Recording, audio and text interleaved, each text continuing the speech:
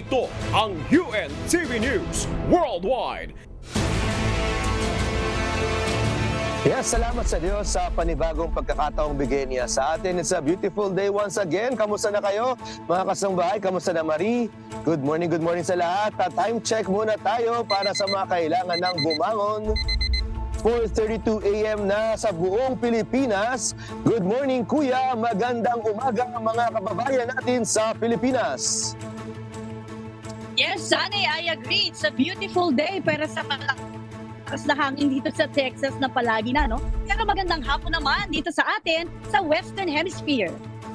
Oo nga, Marie, mukhang nahahawa ang LA dyan sa Texas dahil biglang humangin dito, ha? Pero dahil sa mahangin siguro, mabilis ang takbo ng panahon, Marie, dahil ngayon ay araw na ng Miyerkules, November 8, 2023 na. Mula dito sa Los Angeles, California, USA, ako si Sunny Cos. At mula naman dito sa historic Round Rock, Texas, USA, ako naman si Marie Peñaranda. Maghahatid sa inyo ng mga umatikabong balita mula sa iba't ibang panig ng mundo. UNTV News Worldwide. Ito ang ating mga global headlines. US Supreme Court pag-uusapan ang kaso ukol sa armas at domestic violence. Public services sa Quebec, Canada maaapektuhan ng public workers' strike. Grains at soybeans mula sa Brazil tumaas ang presyo. Corn prices tumataas na rin. Ulat ng pagkalat ng surot sa buong South Korea patuloy na dumarami. Floating train sa Thailand binuksan na sa publiko. The Bus Collective in Changi Village bukas na para sa reservations.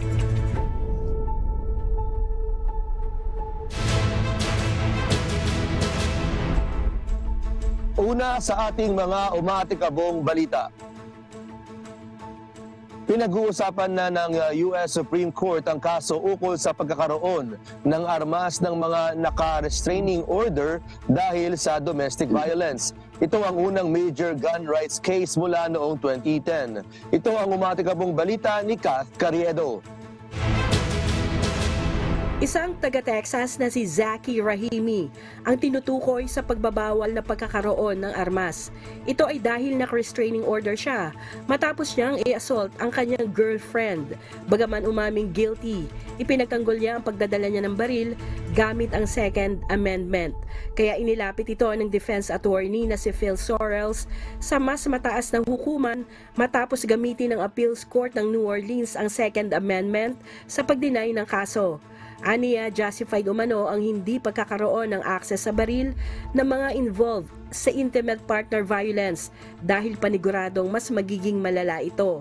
Didinggin din ng Korte Suprema ang appeal ni President Joe Biden sa ruling ng 5th U.S. Circuit Court of Appeals na nilalabag ng batas ang Second Amendment sa 2022 ruling ng mas mahigpit na test upang matukoy ang legality ng gun restrictions. Idiniin ng Administrasyong Biden na mas mabigat ang batas dahil sa panganib na dala ng pagkakaroon ng baril, lalo na kung may domestic violence. Tinawag ding mali ni Sorrells ang desisyong ito ng korte. Aniya, hindi absolute ang Second Amendment gaya ng ibang constitutional rights. Binasa ng mataas na hukuman ang desisyon nito sa New York State Rifle and Pistol Association versus Bruen ruling na nagre-require na ang gun laws ay kaalinsabay ng historical tradition ng firearm regulation ng bansa. Kath Carriedo, UNTV News and Rescue. Diyos ang aming sandigan, serbisyo publiko ang aming pinahahalagahan. Mangumusta naman tayo sa Canada, wage increase at better work conditions ang dahilan ng pagkakaroon ng public workers strike sa probinsya ng Quebec sa Canada. Bunsod nito, pinangangambahan ng posibleng maging pinsala nito sa public services sa probinsya. Ito ang umaatikabong balita ni Bianca Quijano. Noong Lunes, nagsagawa ng kilos protesta ang public sector workers sa probinsya ng Quebec. Ito ang una sa nakatakdang 4 na araw na demonstrasyon ng mga manggagawa sa probinsya. Nagkaisa ang Common Front Union o Front Commun sa French na binubuo ng 4 na workers' entities na magsagawa ng karagdagang kilos protesta mula November 21 na tatagal ng hanggang November 23 kung hindi magkakaroon ng kasunduan. Ito ay matapos tanggihan ng public sector workers ang offer na binibigay ng gobyerno na 10.3% wage increase sa loob ng 5 taon. Ayon sa union, hindi ito sapat kaya naman nananawagan sila para sa 20% increase sa loob ng 3 taon. Ang French Commune ay kumakatawan sa mahigit 450,000 workers sa Quebec. Kaya naman inaasahang posibleng magdulot ito ng malaking disruption sa public services kung sakaling magpapatuloy ang pagwewelga. Kabilang sa mga maapektuhan ang operasyon ng mga paaralan, healthcare facilities at social services. Bianca Quijano, UNTV News and Rescue. Diyos ang aming sandigan, serbisyo publiko ang aming pinahahalagahan. Inaasahang posibleng makaranas ang gobyerno ng Brazil ng bilyon-bilyong dolyar na kakulangan sa kita nito ngayon taong 2023. Bahagi ng kakulangang ito ay resulta umano ng mga pagbabago sa buwis ng mga nagdaang administrasyon. Ito ang umatikabong balita ni Charles Corpuz. Tinatayang nasa 50 billion reais o 10.2 billion US dollars ang inaasahang magiging kakulangan sa kita ng gobyerno ng Brazil sa taong 2023 ayon kay Brazilian Finance Minister Fernando Haddad. Kung saan ang pondong ito aniya ay sinasaalang-alang sa pagtaya ng isang pangunahing deficit na mas mababa sa 1% ng Gross Domestic Product o GDP ng Brazil para sa taong 2023. Aniya, bahagi umano ng naging pagbaba ay resulta ng mga pagbabago sa buwis sa mga nagdaang administrasyon. Ginawa ng minister ang mga pahayag kamakailan sa isang pagtitipon na pinangunahan ng pinakamalaking investment bank sa Latin America, ang BTG Pactual.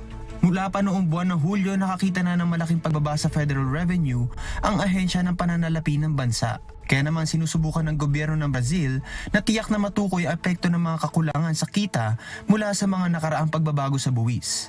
Aminado kasi ang finance minister na maapektuhan ng federal revenue shortfalls ang mga bagong patakaran sa pananalapi ni Brazilian President Luiz Inácio Lula da Silva. Samantala, patuloy naman ang ginagawang pagsusuri ng Senado ng Brazil kaugnay ng isang malawak na reforma sa buwis na nakakaapekto sa mga buwis sa pagkonsumo na posibleng magsulong ng pagiging produktibo ng Brazil. Charles Corpuz, UNTV News and Rescue. Diyos ang aming sandigan, serbisyo publiko ang aming pinahalagahan.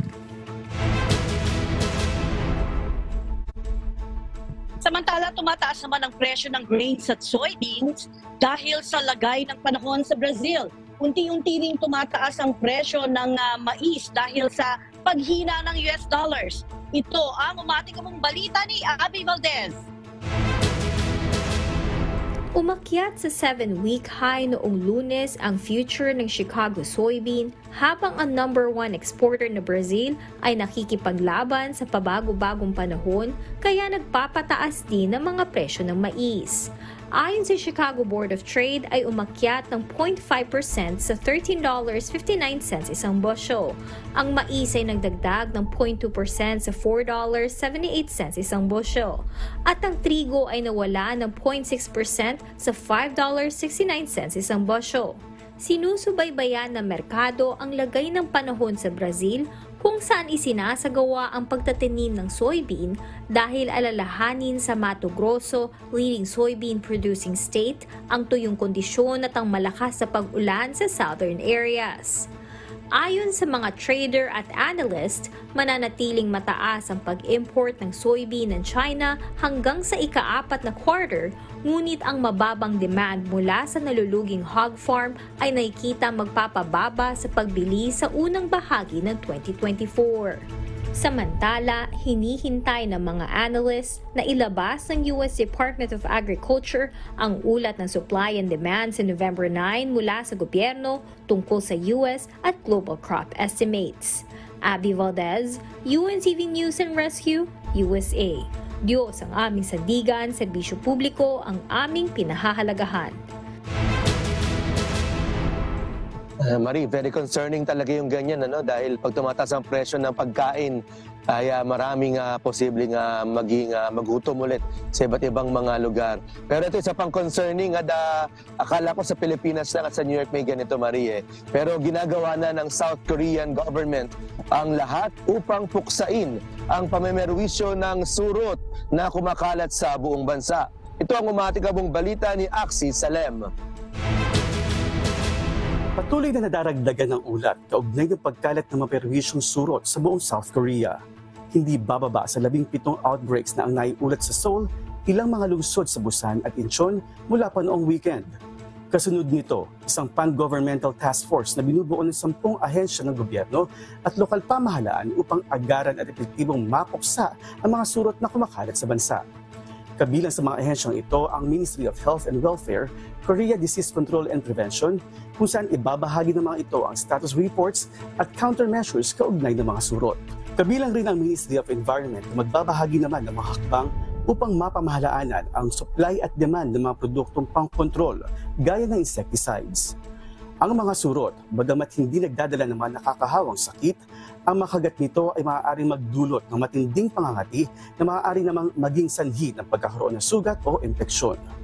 Karaniwang nagtatago ang mga surot kung araw sa mga lugar na gaya ng tahi ng kutsyon, siwang, likod ng wallpaper o mga kasangkapang yari sa kahoy. Plano ng Seoul na suriin ang nasa 3,175 na pampublikong pasilidad na madaling kapitan ng bedbugs, kabilang ang hotel accommodations at mga pampublikong paliguan upang masuri ang kondisyon ng beddings, gayon din ang kalinisan ng mga ito. Axie Salem, UNTV News and Rescue.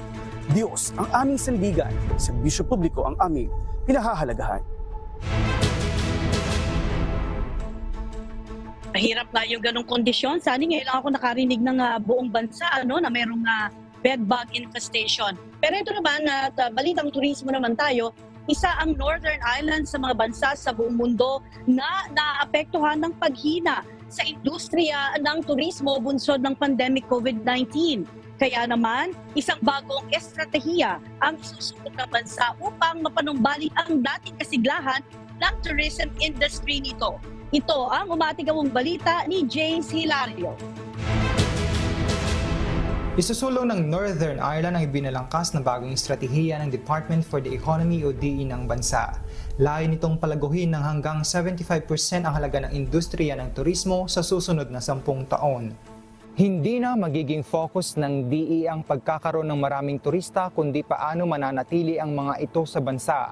Dahil kung mas matagal na mananatili ang mga bisita, mas marami ring ilalabas na pera ang mga ito. Bukod pa rito, layon din ito na gawing destinasyon sa buong taon ng bansa at palaganapin ang paggugol ng mga turista sa labas ng traditional tourism hotspots. Nakatuon ang bagong tourism strategy partikular sa 4 na key markets, ang Northern Ireland, Great Britain, the Republic of Ireland at North America. Ang taong 2019 naman ang magiging basihan dahil sa buong taong ito mayroong available na mapagkakatiwalaang datos kaugnay ng turismo ng bansa. Tinatayang umabot sa 1 billion pounds o mahigit 69 billion pesos ang annual tourism spending ng Northern Ireland sa unang pagkakataon. Inaasahan ding aabot ng 90% ng bilang ng bisita noong 2019 ang bibisita sa bansa ngayong taon batay sa pagtaya ng kagawaran para sa ekonomiya ng bansa. James Hilario, UNTV News and Rescue. Diyos ang aming sandigan, serbisyo publiko ang aming pinahahalagahan.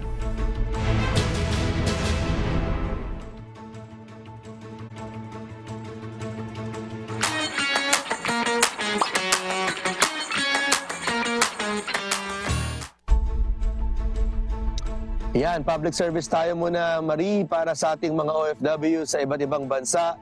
Magkakaroon ng libreng webinar para sa mga kababayan nating student visa holder sa Spain. Samantala, magsasagawa naman ng magtanong sa embahada session para sa mga kababayan naman natin diyan sa Bahrain. Ito ang umatikabong balita ni Lynn Perez. What's up, kabayan? Inanyayahan ang makababayan nating student visa holders sa Spain na dumalo sa isang webinar. Tatalakayin dito ang mga paraan kung paano ma-modify ang new student visa o mag-apply ng non-lucrative visa at digital nomad visa. Gaganapin ito sa November 18, alas 12 ng tanghali hanggang 1 ng hapon at para sa kumpletong impormasyon, maaaring mag-email sa academia.idiomas.ph@gmail.com. Inaanyayahan naman ang mga kababayan natin sa Bahrain sa isang session kung saan maaaring magtanong ukol sa serbisyo ng embahada. Gaganapin ito sa November 24 alas 9 ng umaga hanggang alas 2 ng hapon sa Philippine Embassy sa Adlia, Bahrain. Ilan sa mga maaaring itanong ay ang tungkol sa OWA at SSS membership, mga benepisyo bilang manggagawa sa Bahrain, overseas voters registration at iba pa. Magsasagawa ng consular outreach mission sa Zaragoza, Spain sa November 27 alas 10 ng umaga hanggang alas 5 ng hapon at sa November 28 mula alas 8:30 ng umaga hanggang alas 11 ng umaga sa Hotel Grand Via. Sa mga nais magtungo rito, mag-register lamang sa tiny.url.com/BCN Zaragoza. Maaari rin mag-email sa outreach.zaragoza@gmail.com kung may mga katanungan. Nananawagan ng Philippine Embassy sa Egypt na magparehistro sa embahada ang mga kababayan natin na nasa Djibouti. Ayon sa embahada, huwag nang hintayin upang magkaroon ng kalamidad o krisis bago magparehistro. Mag-register lamang sa bit.ly/ofdjibouti upang mapasama sa bilang ng embahada. At yan muna ang latest mga kabayan. Ako pong muli si Lynn Perez para sa UNTV News and Rescue. Diyos ang aming sandigan. Serbisyo publiko ang aming pinahahalagahan. Eto Sunny, mukhang gusto nating puntahan ito. Binuksan na ang floating train para sa publiko at gayon din sa mga turistang bumibisita sa Thailand. Layo nitong mapalakas pa ang turismo sa bansa. Ito ang umaatikabong balita ni Paula Porta. Para sa mga train lover, maaari nang sumakay sa Rottweil Loinam o floating train. Maglalakbay ito mula sa Walumpong Station sa Bangkok hanggang sa Sapak Tulasit Dam, ang pinakamalaking reservoir ng Thailand sa probinsya ng Lopburi. Tuwing Sabado at Linggo sa loob ng 3 buwan tatagal ang biyahe ng tren. Maaaring kumuha ng litrato sa mga magagandang tanawin ang mga turista sa paghinto ng tren sa gitna ng dam. Pagkatapos nito, hihinto ang tren sa lugar kung saan maaaring makamamili ng local products ang mga biyahero. Mula sa Bangkok hanggang sa Pasak Julasid, nasa 330 baht ang round-trip regular fare price o nasa 520 pesos sa peso, habang 590 naman o nasa 930 pesos ang nasa air condition. Maaring mag-book sa alinmang train stations nationwide or via dticket.railway.ac.ph o kaya naman ay tumawag sa SRT Hotline 1690.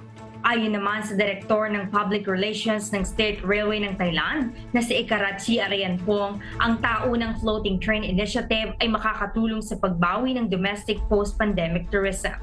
Makakatulong rin ito upang lumikha ng mga trabaho at palakasin ng lokal na ekonomiya ng Thailand.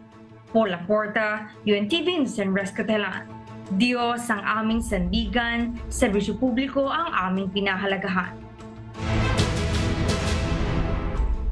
Mukhang maganda nga doon, Maria, no? Around $10 lang, US dollars lang yung presyo ng floating train, Marie. Pero after niyang floating train, Marie, puntahan naman natin to sa Singapore. Kasi open na for bookings ang isang bagong resort sa Changi Village kung saan ang mga kwarto, Marie, ay gawa sa mga lumang pampublikong bus. Maaari nang magstay dito mula ngayong darating na December 1. Ito ang umatikabong balita ni Sherem Hio. Ang The Bus Collective ay mayroong 20 guest suites na may mga feature gaya ng marble countertops at rain showers. Nakaupo ang bagong resort hotel na ito sa 8,600 square meter property sa tabi ng sikat na Changi Village Hawker Center. Pinanatili bilang room features ang mga orihinal na bahagi ng mga bus gaya ng mga bintana, upuan ng driver at manibela. Nagsisimula ang room rate sa 398 Singapore dollars o 16,400 pesos per night para sa room for 3 na may king-sized bed, sofa bed at bathtub. Ang ibang rooms naman ay may ibang configuration, kabilang ang isa na may bunk beds at ang isa pa na may wheelchair-accessible toilet na matatagpuan sa labas lamang ng kwarto. Lahat ng rooms ay 45 square meter ang laki. Samantala, ang isang 24 square meter room for two naman ay nagkakahalaga na humigit kumulang $198 per night. Sa kasalukuyan, ang The Bus Collective ay walang gym o pool facilities, ngunit hinihikayat nito ang mga bisita na mag-book ng tours at experiences sa Experience Center. Shere Mejio, UNTV News and Rescue, Singapore. Diyos ang aming sandigan, serbisyo publiko ang aming pinahahalagahan.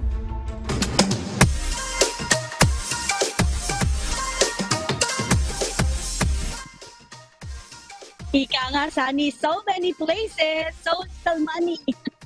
Pero ito na, ang hindi naman natin makalimutan, ang pinakaabangan nating lahat. Sunny, pwede bang bumati?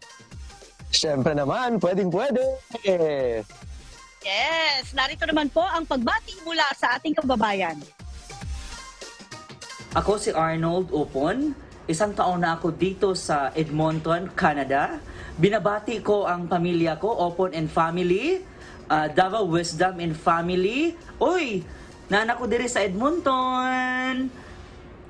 Nya, ako lang pong gikumusta ang taga UNTV sa Davao, diha sa Dunya Vicenta Village, Davao City, kanang atbang sa Victoria Plaza.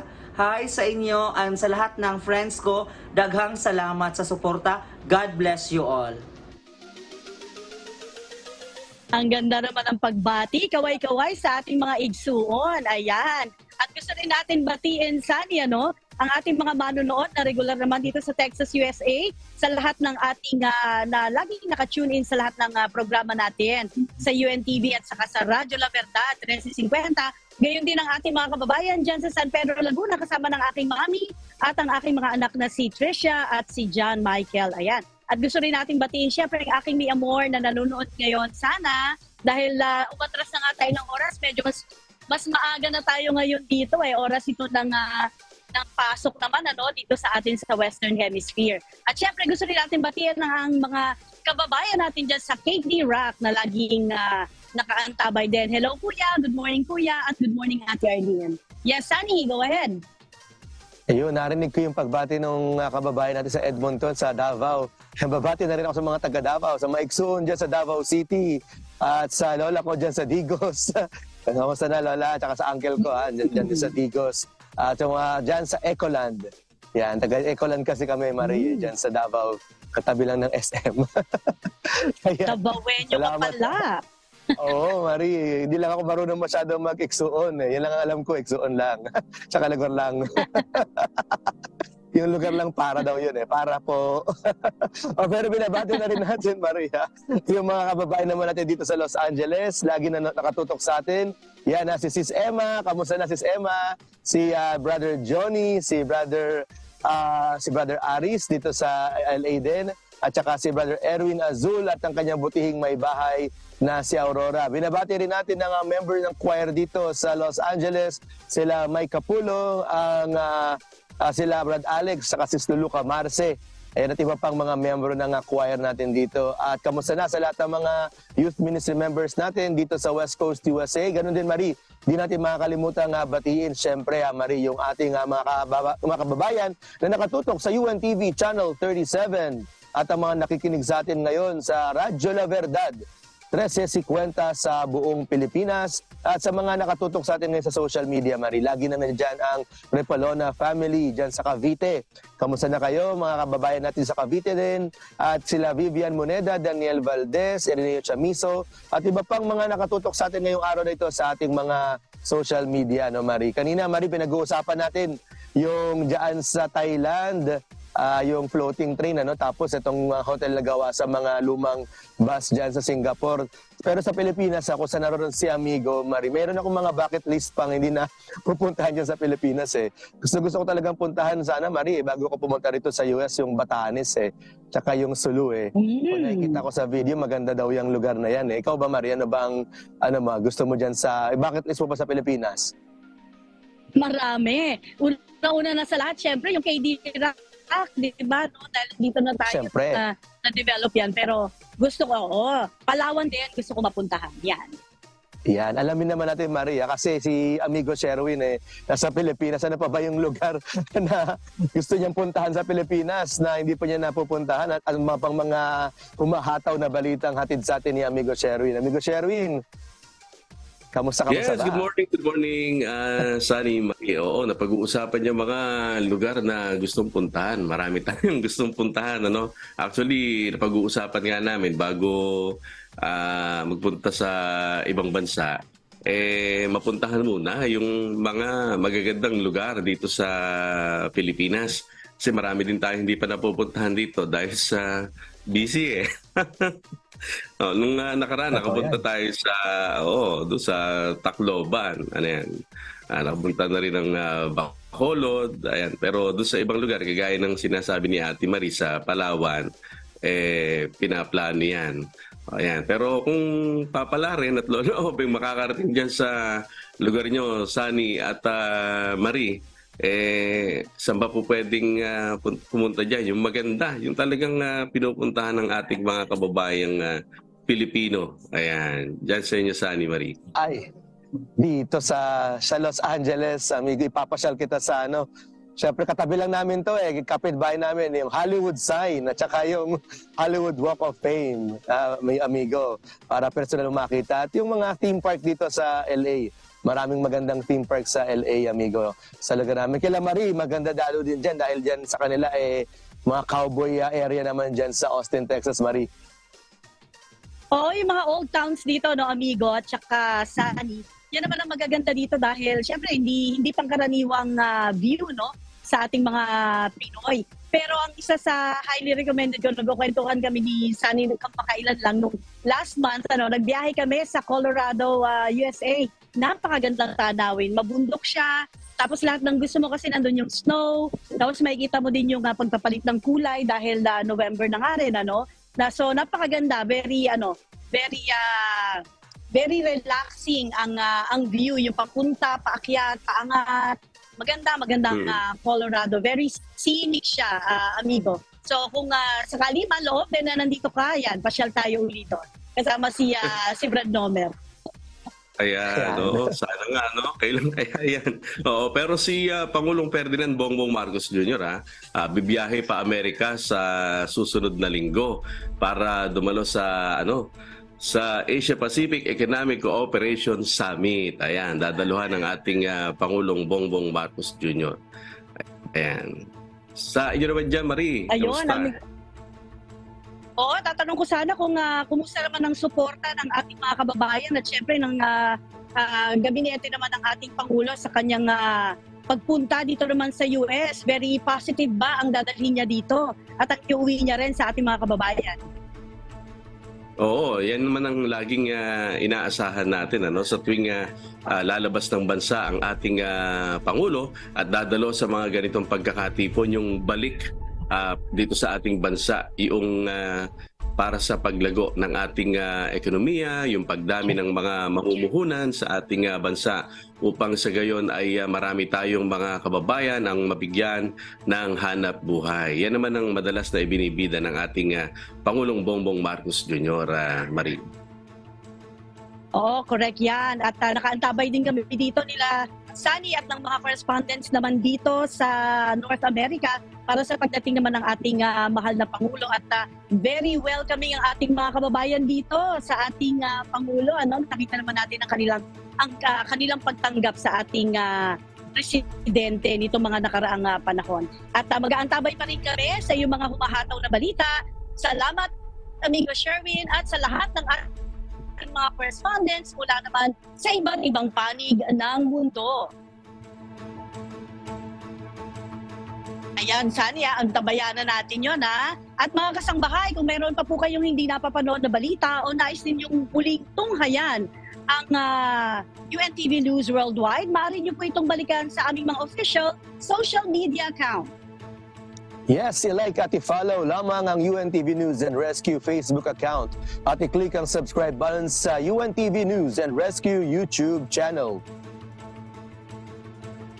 Mapapanood nyo rin po rito ang iba pang news programs ng UNTV pati na ang iba pang video ng nag-iisang public service channel. Kaya tara na po, subscribe, like, and share.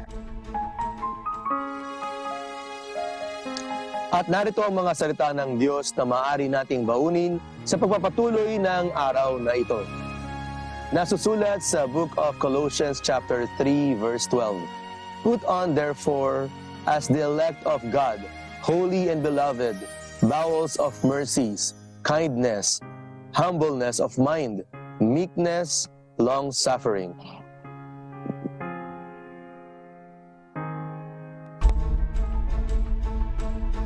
At yan po ang mga umatikabong balita sa iba't ibang panig ng mundo ngayong umaga ng Miyerkules, November 8, 2023. Susunod na po ang programa ang Hataw Balita Pilipinas sa UNTV at sa UNTV Radio La Verdad, 13:50.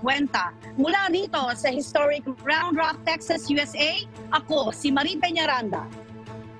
Sa ngalan ng lahat ng bumubuo ng UNTV News and Rescue at ng UNTV Radio La Verdad 1350, mula naman dito sa Los Angeles, California, USA, ako si Sanicos. Dito sa UNTV at sa UNTV Radio La Verdad 1350, Diyos ang aming sandigan, serbisyo publiko ang aming pinahalagahan. Milyong salamat po sa Diyos.